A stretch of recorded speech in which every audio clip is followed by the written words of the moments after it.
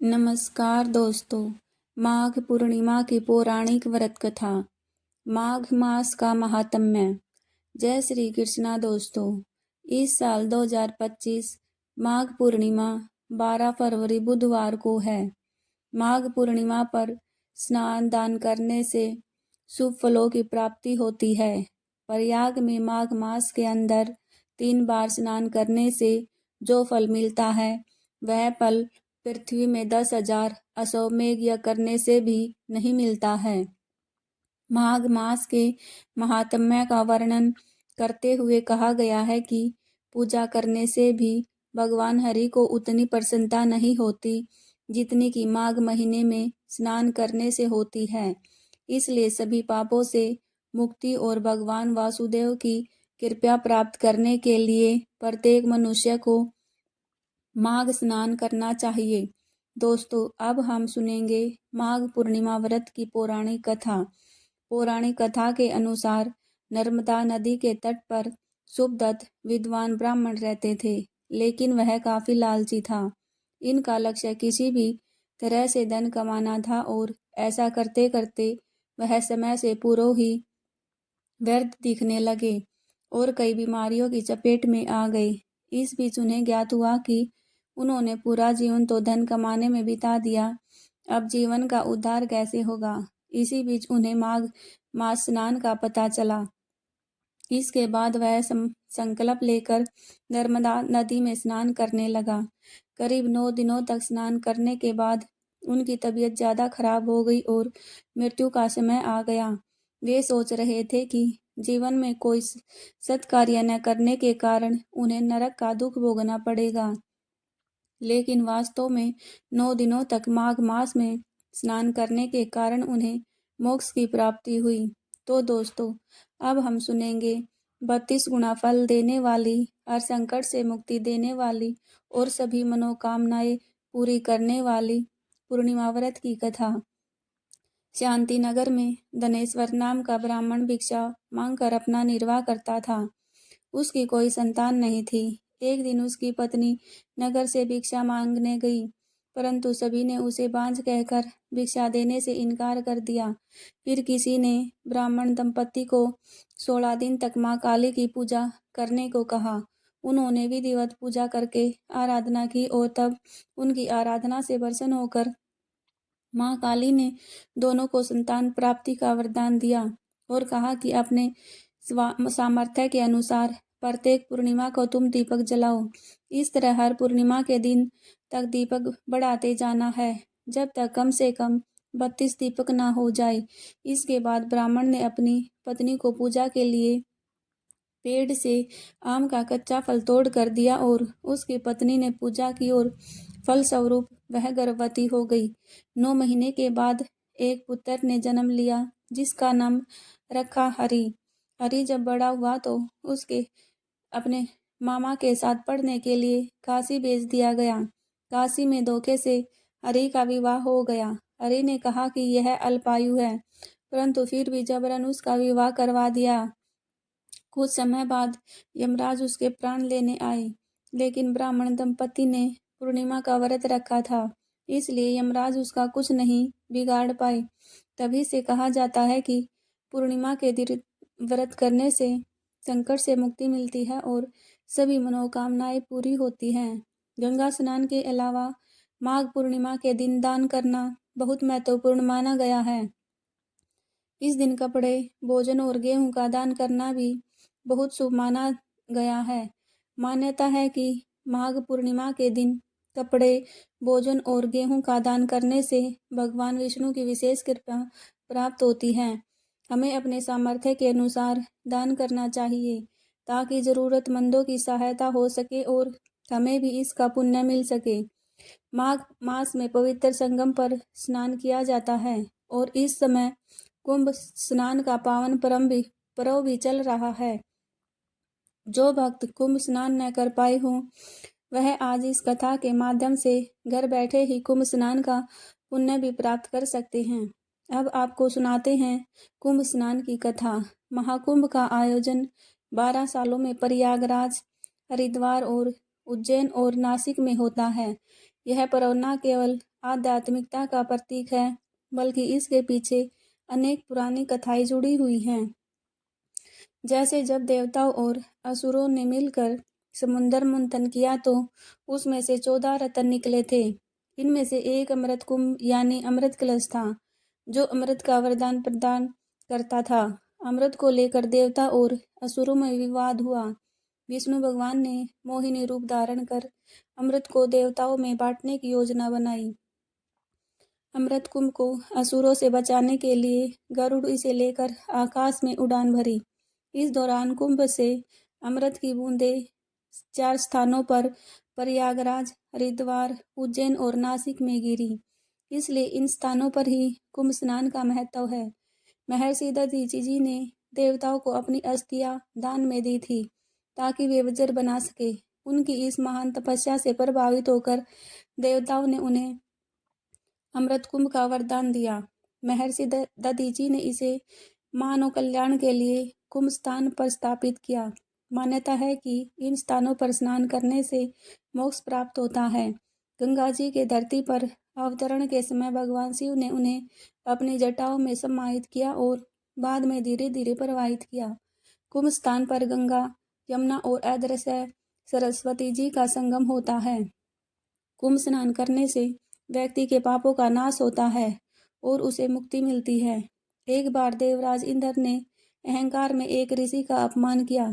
ऋषि ने उन्हें श्राप दिया कि उनका ऐश्वर्य नष्ट हो जाएगा। तब देवराज इंद्र ने उनसे क्षमा मांगी और कुंभ स्नान किया। इस स्नान से इंद्र ने अपने पापों से मुक्ति पाई और उनका ऐश्वर्य पुनः स्थापित हुआ। राजा भागीरथ ने अपने पूर्वजों को मोक्ष दिलाने के लिए तपस्या की और गंगा जी को धरती पर लाए। कुंभ के समय गंगा स्नान करने से पूर्वजों का उद्धार होता है और उनकी आत्मा को शांति मिलती है। कुंभ मेले में स्नान और अमृत के समान माना जाता है। इस पवित्र स्नान से व्यक्ति सभी पापों से मुक्त हो जाता है और उसे ईश्वर की प्राप्ति होती है। महाकुंभ स्नान से आत्मा को शुद्धि मिलती है और मनुष्य को अपने जीवन का वास्तविक उद्देश्य प्राप्त होता है। एक बार त्रिलोकी के स्वामी भगवान शिव और माता पार्वती जी कैलाश पर बैठे हुए थे। माता पार्वती ने कुंभ मेले की चर्चा सुनी। तब भगवान शिव ने पूछा, स्वामी, कुंभ मेले में इतना बड़ा जन समूह क्यों इकट्ठा होता है? क्या लोग सच में अपनी भक्ति और कर्मों से अमृत फल प्राप्त करते हैं? तो शिव मुस्कुराए और बोले, हे देवी, हर किसी के मन की गहराई में जागने का यही समय है। चलो आज हम मानवता की परीक्षा लेते हैं। तब भगवान शिव और माता पार्वती ने साधु का वेश धारण किया। भगवान ने अपनी जटाओं को अस्त व्यस्त कर दिया और माता ने फटे पुराने कपड़े धारण कर लिए। वे एक कमजोर दंपति के रूप में प्रयागराज के कुंभ स्नान स्थल पर पहुंचे।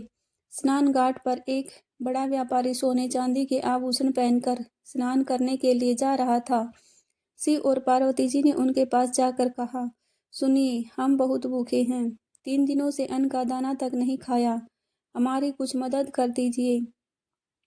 व्यापारी ने उन्हें घूरते हुए कहा, मेरे पास समय नहीं है।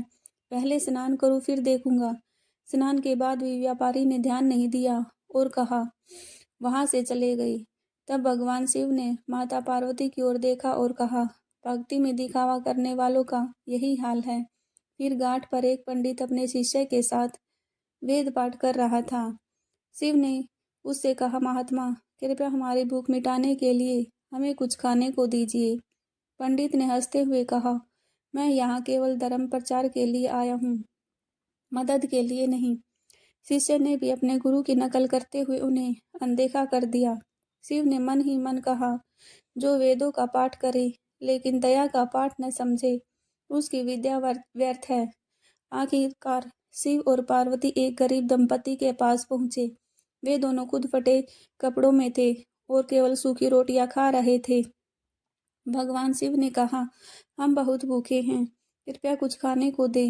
गरीब दंपति ने बिना कुछ सोचे अपनी रोटियां उन्हें दे दी और कहा, हम तो रोज इसी हालात में रहते हैं, लेकिन इस समय आपकी मदद करना हमारा परम कर्तव्य है। पार्वती ने दंपति से पूछा, तुम्हारे पास तो कुछ नहीं है, फिर भी तुमने हमारी सहायता क्यों की? तब दंपति ने कहा, अगर हमारी छोटी मदद से आपका जीवन बच सके तो यही हमारा कर्तव्य है। फिर भगवान शिव और माता पार्वती अपने असली रूप में प्रकट हो गए और यह देख गरीब दंपति हैरान होकर उनके चरणों में गिर गए। भगवान शिव ने उन्हें आशीर्वाद दिया कि तुम्हारी दया और निस्वार्थ प्रेम भाव ने हमें प्रभावित किया है। तुम्हें अमृत के समान सुख और मोक्ष प्राप्त होगा। फिर भगवान शिव ने स्नान घाट की ओर देखा और गंभीर स्वर में कहा, सच्चा कुंभ स्नान वही है जहाँ मनुष्य अपने भीतर की करुणा और दया को जागृत करता है। बिना दया और सच्चे कर्म के अमृत भी व्यर्थ है। तो कुंभ स्नान केवल एक परंपरा ही नहीं बल्कि यह आत्मा की शुद्धि और परोपकार का प्रतीक है। भगवान शिव और माता पार्वती ने यह कथा हमें सिखाने के लिए रची थी कि सच्ची भक्ति दूसरों की सेवा और सहानुभूति में होती है। आइए सुनते हैं पूर्णिमा व्रत की दूसरी कथा के बारे में। आप सभी श्रोताओं का दिन शुभ और मंगलमय हो, इसी कामना के साथ आज इस कथा को शुरू करते हैं। माघ मास की पूर्णिमा जीवन में फल प्रदान करती है और माता लक्ष्मी की कृपा से धन का लाभ मिलता है। आज हम आपको पूर्णिमा की बड़ी ही दुर्लभ कथा सुना रहे हैं, तो आप लोग बड़े ही श्रद्धा और प्रसन्नचित मन से इस कथा को पूरा अवश्य सुने। श्री कृष्णा ने यशोदा जी को बताया कि 32 पूर्णिमाओं के व्रत करने से क्या फल मिलता है और सबसे पहले इस व्रत को मृत्युलोक पर किसने किया था। द्वापर युग में एक समय की बात है कि यशोदा जी ने कृष्ण से कहा, हे कृष्ण, तुम सारे संसार के उद्धार करता हो, पोषण करता हो और उसके संहार करता हो। आज कोई ऐसा व्रत मुझसे कहो जिसके करने से मृत्युलोक में स्त्रियों को विधवा होने का भय न रहे और यह व्रत सभी मनुष्यों की मनोकामना पूर्ण करने वाला हो। श्री कृष्ण कहने लगे, हे माता, तुमने अति सुंदर प्रश्न किया है। मैं तुमसे ऐसे ही व्रत को विस्तार से कहता हूँ। सौभाग्य की प्राप्ति के लिए स्त्रियों को 32 पूर्णिमाओं का व्रत करना चाहिए। इस व्रत को करने से स्त्रियों को सौभाग्य संपत्ति मिलती है। यह व्रत अचल सौभाग्य को देने वाला और भगवान शिव के प्रति मनुष्य मात्र की भक्ति को बढ़ाने वाला है। यशोदा जी कहने लगी, कृष्ण, सर्वप्रथम इस व्रत को मृत्युलोक में किसने किया था, इसके विषय में विस्तार पूर्वक मुझसे कहो। श्री कृष्ण जी कहने लगे कि इस पृथ्वीलोक पर एक अत्यंत प्रसिद्ध राजा चंद्रहास से पालित अनेक प्रकार के रत्न से परिपूर्ण कृतिका का नाम की एक नगरी थी। वहां धनेश्वर नाम का एक ब्राह्मण रहता था। उसकी स्त्री अति सुशील और रूपवती थी। दोनों ही उस नगरी में बड़े प्रेम के साथ रहते थे। घर में धन धान्य की कोई कमी नहीं थी। उनको एक बड़ा दुख था, उनके कोई संतान नहीं थी। इस वजह से वह बहुत दुखी रहते थे। एक दिन एक बड़ा तपस्वी ब्राह्मण उस नगरी में आया। वह ब्राह्मण बाकी सभी घरों से भिक्षा मांगकर भोजन किया करता था, लेकिन उस ब्राह्मण के घर से भिक्षा नहीं मांगता था। एक दिन ब्राह्मण गंगा किनारे भिक्षा मांगकर प्रेम पूर्वक खा रहा था कि धनेश्वर ने ब्राह्मण को यह सब करते देख लिया। तो दुखी होकर धनेश्वर ने ब्राह्मण से बोले, और सभी घरों से भिक्षा लेते हो परंतु मेरे घर की भिक्षा कभी नहीं लेते, इसका क्या कारण है। ब्राह्मण कहने लगा कि हमारा धर्म हमें इस बात की आज्ञा नहीं देता कि क्योंकि अभी आप पुत्र सुख से वंचित हो, आपके घर संतान होने पर मैं आपके घर से भी भिक्षा स्वीकार कर लूंगा। उन्होंने कहा कि जिसे संतान नहीं है उसके घर में से भिक्षा लेने से मेरे भी पतित हो जाने का भय है। धनेश्वर यह बात सब सुनकर बहुत दुखी हुआ और हाथ जोड़कर ब्राह्मण के पैरों में गिर पड़ा तथा दुखी मन से कहने लगा कि आप मुझे संतान प्राप्ति के उपाय बताए, मुझ पर अवश्य ही यह कृपा कीजिए। धन की मेरे घर में कोई कमी नहीं है, लेकिन मैं संतान न होने के कारण अत्यंत दुखी हूँ। आप मेरे इस दुख का हरण कीजिए। यह सुनकर ब्राह्मण कहने लगे, तुम चंडी देवी की आराधना करो। घर पहुंचकर उन्होंने यह सारी बात अपनी पत्नी को बताई और खुद वन में चला गया। वन में पहुंचकर उसने चंडी देवी की आराधना की और उपवास किया। चंडी देवी ने 16वें दिन उसको सपने में दर्शन दिए और कहा कि हे धनेश्वर, जा तेरे पुत्र होगा, लेकिन उसकी आयु सिर्फ 16 वर्ष होगी। 16 वर्ष की आयु में उसकी मृत्यु हो जाएगी। अगर तुम दोनों स्त्री और पुरुष 32 पूर्णिमा को व्रत करोगे तो वह दीर्घायु हो जाएगा। जितना तुम्हारा सामर्थ्य हो उतने दिए जलाकर शिवजी का पूजन करना, लेकिन पूर्णमासी 32 होनी चाहिए। सुबह होते ही तुम्हें इस स्थान के पास एक आम का पेड़ दिखाई देगा। उस पर एक फल तोड़कर अपने घर ले जाना, अपनी स्त्री को खिलाना। सुबह स्नान करने के बाद वह स्वच्छ होकर शंकर जी का ध्यान करके उस फल को खा ले, तब शंकर भगवान की कृपा से तुम्हें एक पुत्र की प्राप्ति होगी। जब ब्राह्मण सुबह उठा तो उसे उस स्थान पर आम का पेड़ दिखाई दिया और वह उस फल तोड़ने के लिए चढ़ा, लेकिन वह पेड़ पर चढ़ नहीं पा रहा था। यह देखकर उसे बड़ी चिंता हुई। उसने भगवान गणेश की उपासना की और कहा, हे दयानिधि, अपने भक्तों के विघ्नों का नाश करके उनके मंगल कार्य को करने वाले विघ्नों का नाश करो। आप मुझे इतना बल दे कि मैं अपनी मनोकामना पूरी कर सकूं। इसके बाद वह पेड़ से फल तोड़कर अपनी पत्नी के पास पहुंचा। उसकी पत्नी ने पति के कहे अनुसार इस फल को खा लिया और वह गर्भवती हो गई। देवी की कृपा से उसे एक सुंदर पुत्र पैदा हुआ। उसका नाम उन्होंने रविदास रखा। माता पिता की देखभाल में वह बालक बढ़ने लगा। भगवान की कृपा से बालक बहुत ही सुंदर था, सुशील और पढ़ाई लिखाई में भी बहुत ही निपुण था। दुर्गा जी के कथा अनुसार उसकी माता ने 32 पूर्णमासी का व्रत रखा। जैसे ही 16 बरस लगा, दोनों पति पत्नी बहुत दुखी हुए, कहीं उनके पुत्र की मृत्यु ना हो जाए। उन्होंने सोचा अगर उनके सामने यह सब हुआ तो वह कैसे देख पाएंगे। तभी उन्होंने रविदास के मामा को बुलाया और 1 वर्ष के लिए रविदास को काशी में पढ़ने के लिए भेज दिया। 1 वर्ष के बाद उसे वापस लेकर आना था। रविदास अपने मामा के साथ एक घोड़े पर सवार होकर चल दिया। उसके मामा को भी यह बात पता नहीं थी कि दोनों पति पत्नी ने 32 पूर्णमासी का व्रत पूरा किया। दूसरी तरफ मामा और भांजा दोनों रात गुजारने के लिए रास्ते में एक गांव में रुके। दिन उस गांव में ब्राह्मण की कन्या का विवाह होने वाला था। जिस धर्मशाला में बारात के काफी लोग रुके हुए थे, उसी धर्मशाला में रविदास और उसके मामा ठहर गए। उधर कन्या के लगन का समय आया तो वर की तबीयत खराब हो गई। वह पिता ने अपने परिवार वालों से विचार विमर्श करके कहा कि यह रविदास मेरे पुत्र जैसा ही है, मैं इसके साथ लगन करा दूं और बाद में बाकी सारे काम मेरे बेटे के साथ पूरे हो जाएंगे। ऐसा कहने के बाद वर के पिता ने रविदास से कन्या का विवाह करवा दिया। इसके बाद वह अपनी पत्नी के साथ भोजन करने लगा और मन में विचार करने लगा कि ना जाने यह किसकी पत्नी होगी। यह सोचकर उसकी आंखों में आंसू आ गए। तब वधू ने पूछा कि क्या बात है, आप उदास क्यों हैं।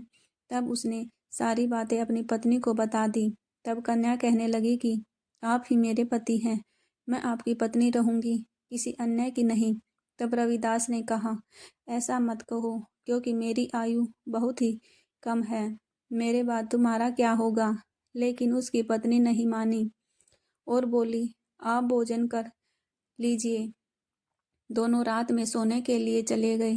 सुबह रविदास ने पत्नी को 4 मोतियों से जड़ी एक अंगूठी दी और एक रुमाल दिया और बोले, हे प्रिय, इसे ले लो और संकेत समझकर स्थिर चित्त हो जाओ।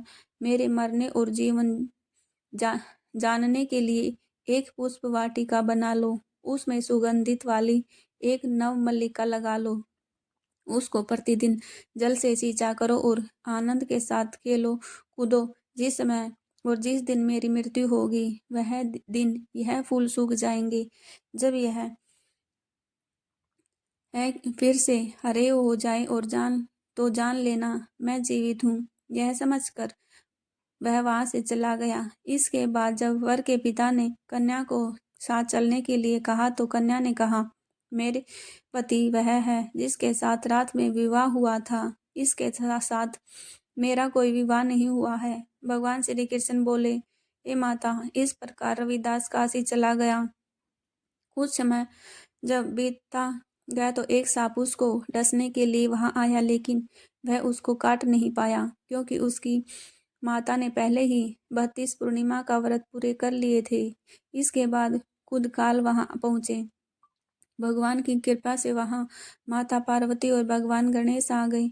रविदास को बेहोश देखकर माता पार्वती ने भगवान शिव से प्रार्थना की, हे भगवान, इस बालक की माता ने पहले ही 32 पूर्णिमा के व्रत कर लिए हैं, आपको इसको प्राण दे दीजिए। भगवान शिव ने माता पार्वती के कहने पर उसे प्राण दान दिया।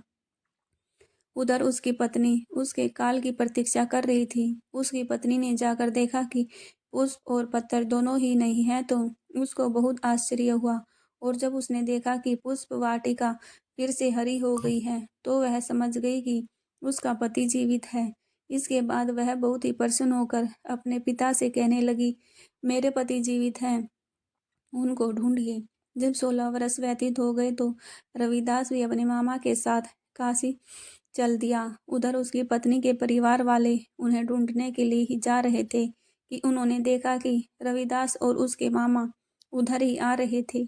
उसको देखकर उनके ससुर बहुत प्रसन्न हुए और उसे अपने घर ले आए। वहां सारा नगर इकट्ठा हो गया और कन्या ने भी उसे पहचान लिया। रविदास इसके बाद अपनी पत्नी और मामा को लेकर वहां से चल दिया। उसके ससुर ने भी उसे बहुत धन दिया। जब वह अपने घर की तरफ चल रहा था तो उसके माता पिता को लोगों ने खबर कर दी कि तुम्हारा पुत्र रविदास अपनी पत्नी और मामा के साथ आ रहा है। ऐसा समाचार सुनकर पहले तो उन्हें विश्वास नहीं हुआ, लेकिन जब रविदास आया और उसने अपने माता पिता के पैर छुए तो रविदास के माता पिता ने उनको आशीर्वाद दिया और दोनों को अपने सीने से लगा लिया। दोनों ने आने की खुशी में बहुत दान दक्षिणा ब्राह्मणों को दी। श्री कृष्ण जी कहने लगे कि इस तरह 32 पूर्णिमाओं के व्रत के प्रभाव से संतान प्राप्ति हुई।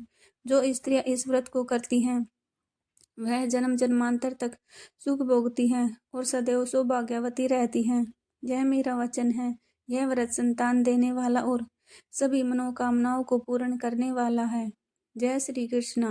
दोस्तों, ये कथा कैसी लगी कृपया कमेंट बॉक्स में ज़रूर बताएं और जय श्री कृष्णा लिखना ना भूलें। वीडियो पसंद आई हो तो लाइक शेयर ज़रूर करें और ऐसे ही बहुत सारी कहानियों को सुनने के लिए चैनल को सब्सक्राइब ज़रूर करें। वीडियो में अंत तक बने रहने के लिए आप सभी का धन्यवाद।